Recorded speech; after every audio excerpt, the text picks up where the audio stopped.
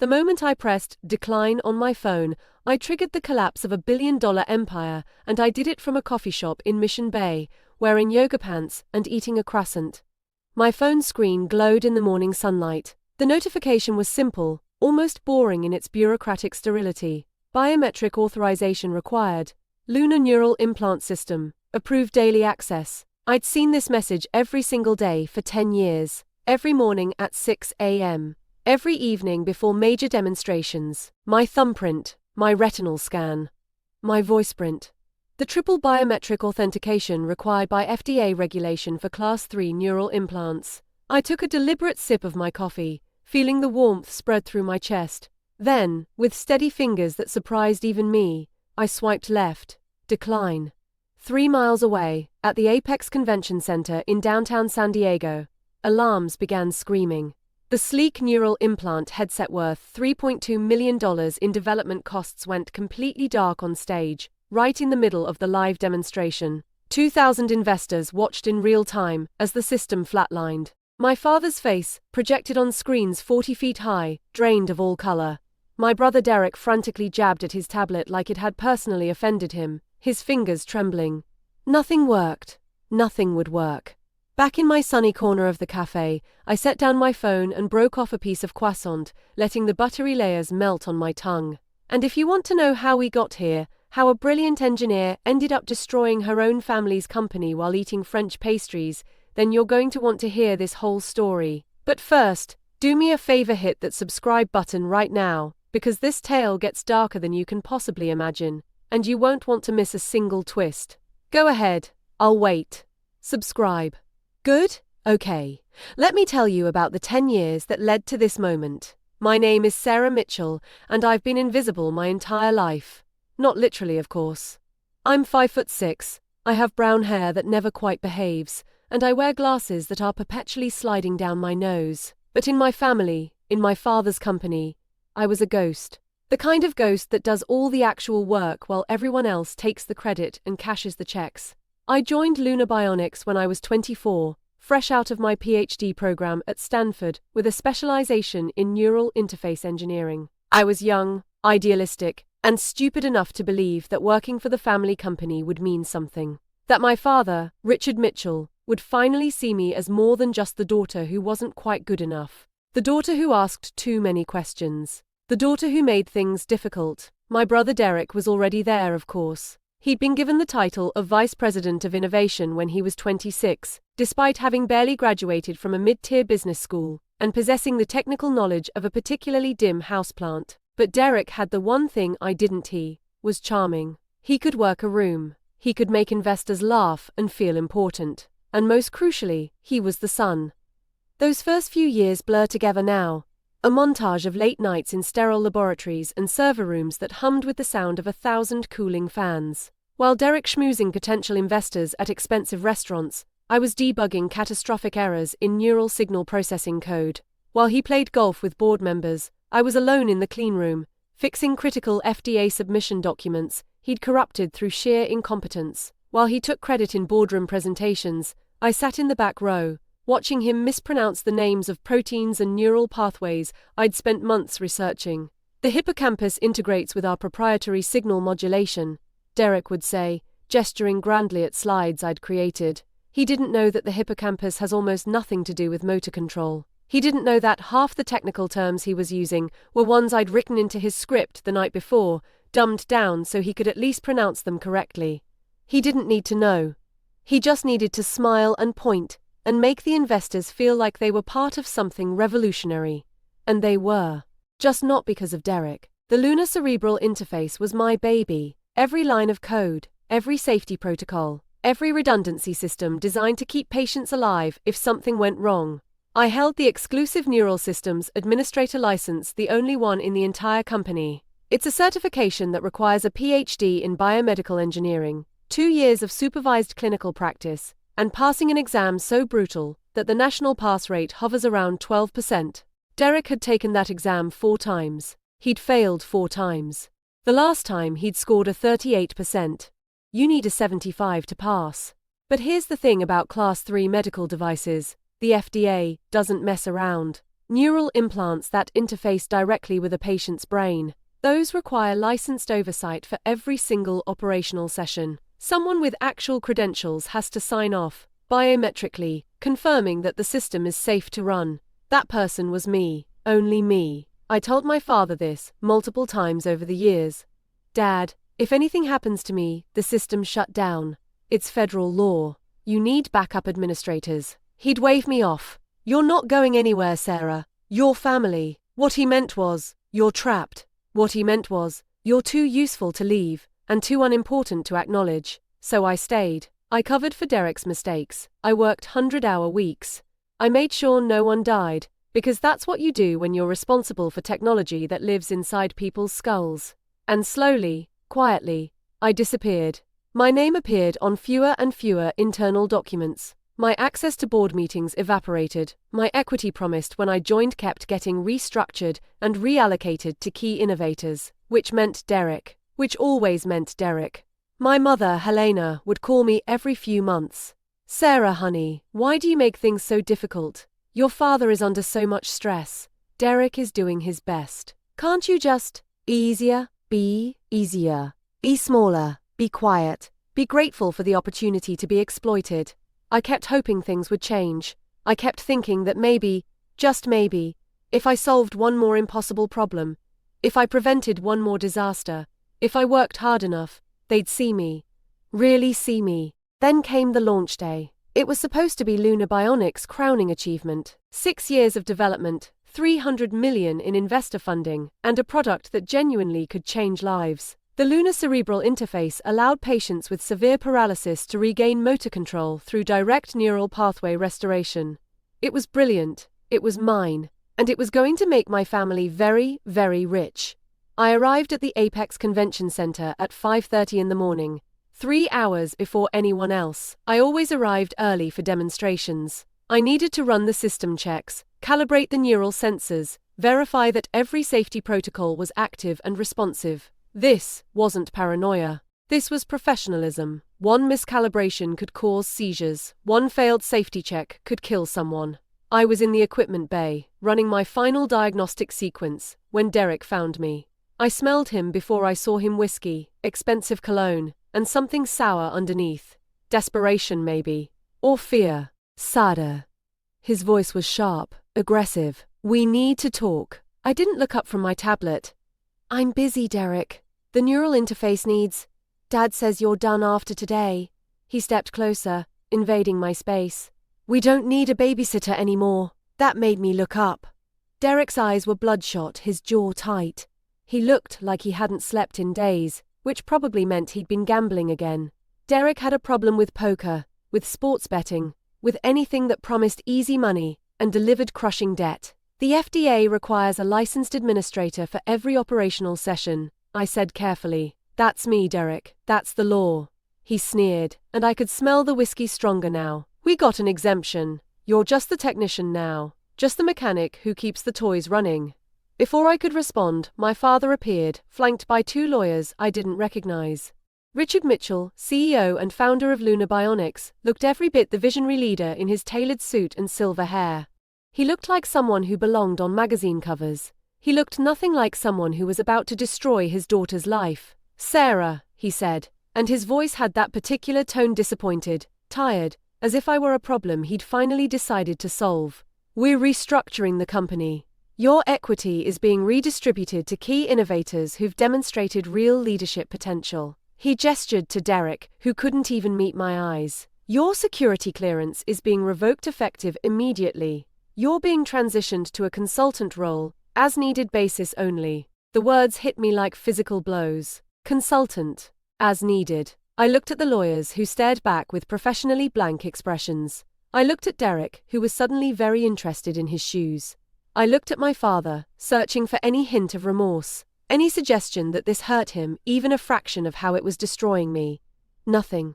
Just cold calculation. My hands trembled as I unclipped my security badge from my belt. 10 years. 10 years of sacrificing my 20s, my social life, my relationships, my health. 10 years of being invisible. And this was how it ended. Not with recognition, not with gratitude, with revocation. You're making a mistake. I said quietly, setting my badge on the equipment table. The biometric handshake isn't in the badge. It's in me. My father's expression didn't change. We'll manage. You're free to go, Sarah. Free. As if I'd been imprisoned. As if I hadn't willingly given everything to this company. To this family. To them. I walked out of the convention center in a daze, my legs moving on autopilot. I found my car in the parking garage, sat behind the wheel, and stared at nothing. My phone buzzed in my pocket. The daily authorization request. The one that came like clockwork, every single day, asking for my biometric approval to operate the lunar systems. I pulled out my phone and looked at the screen. My thumbprint hovered over the Approve button. I'd pressed that button thousands of times, tens of thousands. Without thinking, without hesitating. Because that's what you do when you're responsible, when you care, when you're stupid enough to believe your family loves you. My father's voice echoed in my memory, from a conversation when I was 12 years old. I'd asked him why he never came to my science fair, where I'd won first place for a project on neural plasticity. Sarah, he'd said, barely looking up from his newspaper, you're only valuable when you're useful. Remember that? I'd spent 22 years trying to be useful enough to be loved. I drove to the cafe in Mission Bay, the one with the good coffee and the big windows that let in the morning light. I ordered a croissant and an Americano. I sat in a corner booth. And when my phone buzzed again with the authorization request, I stared at it for a long, long time. I could approve it, keep the peace, protect Derek from himself one more time, protect my father's legacy, be useful, be valuable, be a good daughter. Or I could let the system do exactly what it was designed to do, protect patients from unauthorized operators, enforce federal safety regulations, stop unqualified someone who'd failed his licensing exam 4 times from operating class 3 neural implants inside people's brains. I swiped left. Decline. And then I took a bite of my croissant and waited for the world to catch fire. It took 7 minutes. 7 minutes for the lunar cerebral interface to recognize that its required daily biometric authorization had been declined. 7 minutes for the emergency protocols I'd personally designed to activate. 7 minutes for every single lunar device worldwide to enter what we called safe mode, a complete operational lockdown that prevented any unauthorized use. At the Apex Convention Center, my father was on stage, radiant with confidence. Ladies and gentlemen, his voice boomed through the sound system, broadcast live to 50,000 viewers online. The lunar cerebral interface represents the pinnacle of neural prosthetic technology. My son Derek has architected a system that will restore mobility to millions of patients suffering from paralysis. Derek stepped forward, his hands steadier now, probably riding a beta blocker to control his nerves. He adjusted the sleek neural headset on the volunteer patient, a veteran who'd lost the use of his legs in Afghanistan. The cameras zoomed in. 2,000 investors leaned forward in their seats. The livestream viewer count hit 73,000. Derek pressed the activation button with a flourish. Error. Administrator authorization required. The words flashed across every screen in the convention center. Across Derek's tablet. Across the main display behind my father. Across the volunteers' monitoring station. Emergency lockdown protocol initiated. Safe mode active. Patient protection enabled. The neural headset's lights flashed red 3 times, then went completely dark. An alarm, high-pitched, insistent, impossible to ignore, began screaming throughout the center. The volunteer patient was safely disconnected by the automated systems, confused but completely unharmed, exactly as I'd designed it. But the demonstration was over. I watched it all unfold on my laptop, streaming the same feed as everyone else. The look on my father's face would have been funny if it weren't so satisfying. His smile froze, then crumbled. His eyes widened. His mouth moved, but no sound came out, not that anyone could hear over the alarms. Derek's panic was more visceral. He started hitting the tablet screen like he could physically beat it into submission. His face went pale, then red, then pale again. I could see him screaming at the technical team that had rushed onto the stage, but the microphones had cut out. In the audience, investors were pulling out their phones. I watched the Lunar Bionics stock ticker in another window, $247 a share. 239, 222, dropping like a stone into dark water. If you're enjoying this story, hit that like button and drop a comment telling me what you think Sarah should do next, because trust me, this gets so much wilder. Your engagement helps more people find these stories. My phone started ringing. I let the first 3 calls go to voicemail. The 4th was from a number I didn't recognize, but something made me answer it. Ms. Mitchell? The voice was older, cultured, concerned. My name is Dr. James Carson. I'm the lead investor in Lunar Bionics and a former neurosurgeon. I'm at the convention center. There seems to be a critical system failure. There's no failure, Dr. Carson, I said calmly, taking another sip of coffee. The system is operating exactly as designed. A pause. I could hear shouting in the background, alarms still wailing. You're the administrator. You declined the authorization. I'm no longer employed by Lunar Bionics as of this morning, I explained. I'm not obligated to authorize systems for a company that terminated me. Another pause, longer this time. I see. And without your authorization, every lunar device worldwide enters lockdown within 24 hours of missed authentication. It's an FDA mandate, Dr. Carson. Patient safety protocol. Class 3 neural implants require active oversight from a licensed administrator. If that oversight is withdrawn or unavailable, the device is shut down to prevent patient harm. It's all in the technical documentation, Section 47, subsection C. I understand. His voice had changed, become thoughtful. May I ask? My phone buzzed violently. Another call coming through. My father. I'd been expecting this. Excuse me, Dr. Carson. I need to take this. I switched lines. Hello, Dad. What have you done? Richard Mitchell's voice was shaking with rage, so loud I had to pull the phone away from my ear. You've sabotaged us. You've destroyed everything. I've done nothing, I said, and I was surprised by how calm I sounded. I simply didn't approve a request from a company I don't work for anymore. You fired me, remember? Effective immediately? This is extortion. He was screaming now, absolutely screaming. I'll have you arrested. I'll sue you for everything you have. Extortion would be demanding something in exchange, Dad. I'm not demanding anything. I'm simply not volunteering my licensed services to people who called me just the mechanic and revoked my security clearance.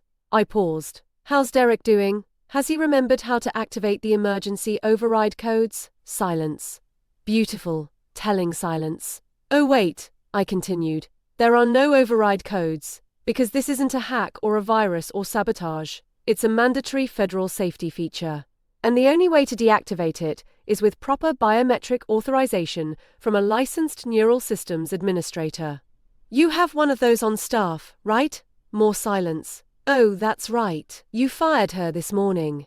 And your son? He failed the licensing exam 4 times. Did you know that, Dad? Or did Derek lie to you about that too? We have emergency protocols, Richard's voice cracked. We have backup systems. No, Dad. You have Derek. And Derek never bothered to get certified because he knew I'd always be there to cover for him. Just like I covered for his gambling debts. Just like I covered for the time he almost killed a patient by miscalibrating the neural sensitivity thresholds. Just like I've covered for him for 10 goddamn years. I hung up. My hand was shaking now, adrenaline finally catching up with me. I set the phone on the table and watched it immediately light up with another call. Then another. Then another. I didn't answer any of them. Instead, I opened my laptop and started documenting everything. Every instance of Derek operating devices without proper certification. Every time my father had pressured me to falsify safety reports. Every board meeting where I'd been excluded despite being the chief technical architect. Every equity restructuring that had stolen my ownership stake.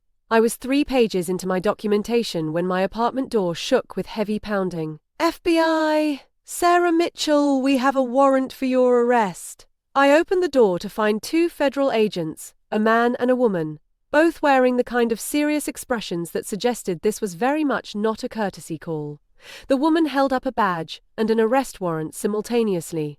Sarah Mitchell, I'm Agent Maria Torres, this is Agent Kevin Walsh. We have a warrant for your arrest on charges of computer fraud, corporate espionage, and deployment of malicious software in violation of the Computer Fraud and Abuse Act. I stepped aside to let them in, unsurprised, disappointed, but unsurprised. He told you I hacked the system. Agent Walsh stepped forward, his hand resting on his belt near his handcuffs. You're not denying you caused the shutdown? I'm not denying anything. I declined a routine authorization request. That's not hacking. That's exercising professional discretion. Agent Torres pulled out handcuffs. We're taking you in for questioning. You have the right to remain silent, of course. I'll need my lawyer. I held out my wrists calmly. And I'll need you to contact Dr. Benjamin Reese at the FDA's Center for Devices and Radiological Health. He authored the regulation requiring biometric authorization for Class 3 neural implants. I think he'll find this arrest very interesting. The agents exchanged glances, but said nothing as they cuffed me and led me to their car. The FBI field office was exactly what you'd expect: fluorescent lights, beige walls, uncomfortable chairs bolted to the floor. They put me in an interrogation room and left me there for 47 minutes. I know because I counted. When they finally came back, Agent Torres slid a folder across the table.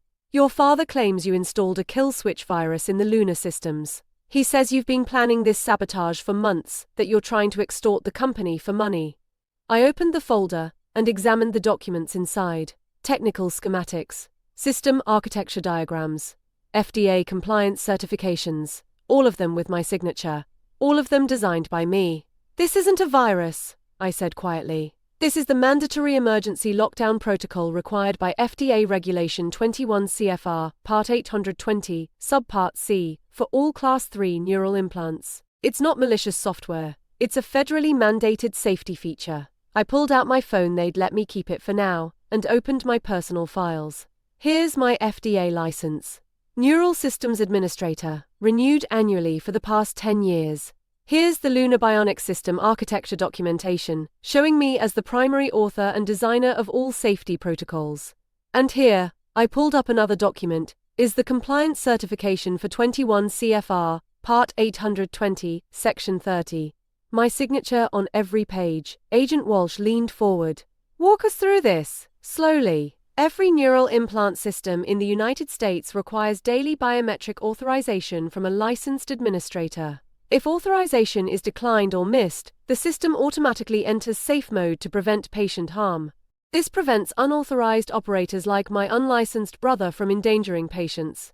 Your brother isn't licensed? Torres's eyebrows rose. Derek Mitchell failed the Neural Systems Administrator certification exam 4 times. I have the test records if you'd like to see them. He's been operating Class 3 medical devices without proper certification for 6 years. That's a federal crime. Before they could respond, there was a knock at the door. Another agent entered and whispered something to Torres. Her expression changed, hardened, then shifted to something like resignation. James Carson is here, she said, looking at me differently now. He's brought documentation. They moved me to a conference room. Dr. Carson sat at the head of the table, a tablet in front of him, and an expression of controlled fury on his face. He was in his 50s. Distinguished, with the kind of steady hands you'd want operating on your brain. Agents, he said without preamble. I've spent the last 3 hours reviewing Lunar Bionics regulatory filings with my legal team. I'm a board member of the Neural Technology Safety Foundation and a former chief of neurosurgery at Johns Hopkins. What I've found is deeply disturbing. He projected data onto the screen. These are FDA submissions signed by Derek Mitchell, claiming he personally conducted system testing protocols. These dates correspond with times when Derek was documented at casinos in Las Vegas, confirmed by credit card records and security footage. More images. This is falsified efficacy data submitted to inflate stock prices before today's launch. The actual patient outcomes were 32% lower than reported. This is securities fraud. And finally, Derek Mitchell has been operating Class 3 neural implants without proper certification for 6 years. That's not just a violation of company policy. That's a federal crime that could have resulted in patient deaths. Agent Torres stood slowly. And Richard Mitchell knew about this? Richard Mitchell signed off on every fraudulent document, Dr. Carson said flatly. He knew his son wasn't qualified. He knew the data was falsified. And when Sarah Mitchell refused to continue enabling this criminal operation, he had her fired and then attempted to have her arrested on false charges. Carson turned to me, and his expression softened. Ms. Mitchell, you didn't sabotage anything. You prevented a potential mass casualty event. Your lockout protocol probably saved lives today. Agent Walsh turned to his partner. We arrested the wrong person. What happened next unfolded like dominoes falling. each one triggering the next in inexorable cascade. Within 48 hours, the FBI had executed search warrants on Luna Bionic's headquarters, seizing servers and documents. Richard Mitchell was arrested as he tried to board a private plane to the Cayman Islands, still screaming about persecution and false accusations. Derek was found at a casino in Las Vegas, $300,000 in debt, attempting to flee to Mexico. The charges against him filled 2 pages: federal fraud, securities manipulation, unauthorized operation of medical devices, falsification of FDA documents. The Luna Bionic stock price collapsed completely. $247 to 12 cents in 72 hours. The company entered receivership. Every device was recalled. Every patient treatment was suspended pending investigation. My mother called me, finally, 3 days after Derek's arrest. "Sarah, please. You have to fix this. You have to help your brother, his family." I hung up without saying a word. In the end, Derek got 8 years in federal prison. Richard took a plea deal 5 years, and a lifetime ban from the medical device industry. The Mitchell family estate was sold at auction to pay restitution to defrauded investors. Luna Bionics was liquidated, its assets sold for parts. And me. 6 months later, I stood in my new office, looking at the sign on the door. Mitchell Neural Systems, Sarah Mitchell, PhD, founder and CEO. Bright, modern space. A team of brilliant engineers who called me Dr. Mitchell with genuine respect. A company built on actual ethics and real safety protocols. My phone buzzed with the daily authorization request for my own company's neural implant system this time. I smiled and placed my thumb on the scanner. Approved. Authorization. Dr. Sarah Mitchell. I built a new company. My name. My licenses. My rules. And every single morning, I personally authorize every system, because safety isn't someone else's job. It never was. People ask me if I regret it. Destroying my family's company from a coffee shop while eating a croissant. I tell them I didn't destroy anything. I just stopped holding it together. For 10 years, I was invisible. The ghost in the machine, keeping everything running while everyone else took credit. But ghosts, it turns out, can haunt you. And sometimes the most powerful thing you can do is simply let go. My father taught me I was only valuable when I was useful. It took me 10 years and 1 declined authorization request to finally learn the truth. I was always valuable. He just couldn't see it, and if he couldn't see it, that was his loss, not mine. If this story hit you the way it hit me, subscribe to the channel for more true tales of revenge, justice, and people who finally stood up for themselves. Drop a comment and tell me, have you ever had to walk away from family? How did you find the courage? I read every single comment. I'm still here, still building, still designing systems that keep people safe. But now I do it on my own terms, with my own name on the door. And every morning when I approve that biometric authorization, I remember, I'm not just valuable when I'm useful. I'm valuable because I'm me. And that's something no one can ever take away.